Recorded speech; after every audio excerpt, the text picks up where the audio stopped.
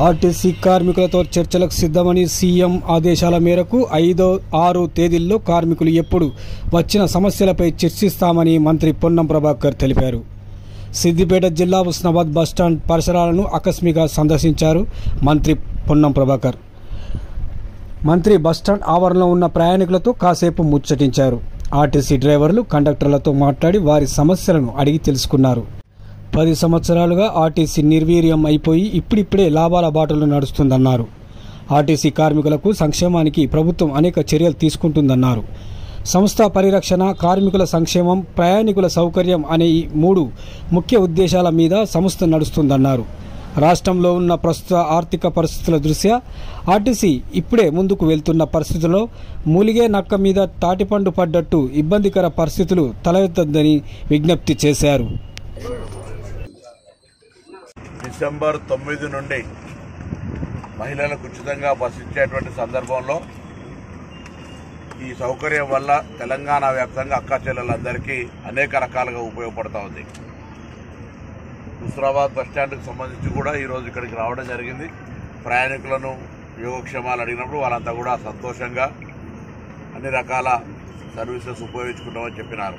గత 10 సంవత్సరాలు నిర్వీర్యం అయిపోయి సమ్మె ద్వారా చేస్తే కూడా అనేక మంది చనిపోయినా స్పందించకుండా, ఒక కొత్త బస్సు కొనకుండా, ఒక కొత్త కార్మికుడికి లేదా ఆర్టీసీకి ఉద్యోగం ఇవ్వకుండా వ్యవస్థ అంతా కూడా నిర్వీర్యమైన సందర్భంగా ఈరోజు ఆర్టీసీ పూర్తిగా లాభాల దిశలో పోయేటువంటి పరిస్థితుల్లో పాత అప్పులు, పాత పిఎఫ్ నుండి, పాత సిసిఎస్ నుండి వాళ్ళ నిధులను వాళ్ళకు రిటైర్ అయిన రోజు ఇచ్చే విధంగా తీసుకునే ప్రయత్నం జరుగుతుంది. ఇటువంటి సందర్భంలో కొంత సమ్మెకు అనేటువంటి మాట చెప్తున్నటువంటి సందర్భంలో గౌరవ ముఖ్యమంత్రి గారు మొన్న స్పష్టంగా చెప్పినారు, ఈ ప్రభుత్వం ప్రజాపాలన ప్రభుత్వం, ఏదైనా చర్చ ద్వారా, సమస్య ద్వారా పరిష్కారం చేయడానికి సిద్ధంగా ఉన్నాం. మీరు మా మంత్రి గారు ఎప్పుడైనా కలవచ్చు, మీకు సమస్య పరిష్కారానికి సంబంధించినటువంటి మార్గం తలుపులు తెరిచినాయని చెప్పి వాళ్ళు కూడా కొంతమంది మేము కూడా చర్చలకు సిద్ధమన్నారు. నేను రవాణా శాఖ మంత్రిగా వారందరూ ఎప్పుడైనా వాళ్ళ వీళ్ళని బట్టి నేను 5, 6 తేదీలలో హైదరాబాద్లో ఉంటా. వాళ్ళు ఎప్పుడైనా కూడా నా దగ్గరకు వచ్చి తలుపులు చర్చ ఎవరైనా రావచ్చు, ఎవరైనా మాట్లాడవచ్చు. దానికి ఇదేమో అధికారికంగా పిలిచి అధికారికంగా రావాలి అట్లానేం అవసరం లేదు. ఇది గ్రామీణ ప్రాంత పేద ప్రజలకు సంబంధించిన రవాణా వ్యవస్థ. అందుకే కొత్త బస్సులు కొంటా ఉన్నాం, కొత్త నియామకాలు చేపడతా ఉన్నాం, కారుణ్య నియామకాలు ఇస్తా ఉన్నాం, కార్మికుల సంక్షేమానికి సంబంధించినటువంటి పాత డిఏలు ఇస్తా ఉన్నాం, బాండ్స్ ఇస్తా ఉన్నాం. ప్రజా రవాణా వ్యవస్థ బాగుండాలి. ఇది గ్రామీణ ప్రాంత పేద ప్రజలకు సంబంధించిన రవాణా వ్యవస్థ. అందుకే కొత్త బస్సులు కొంటా ఉన్నాం, కొత్త నియామకాలు చేపడతా ఉన్నాం, కారుణ్య.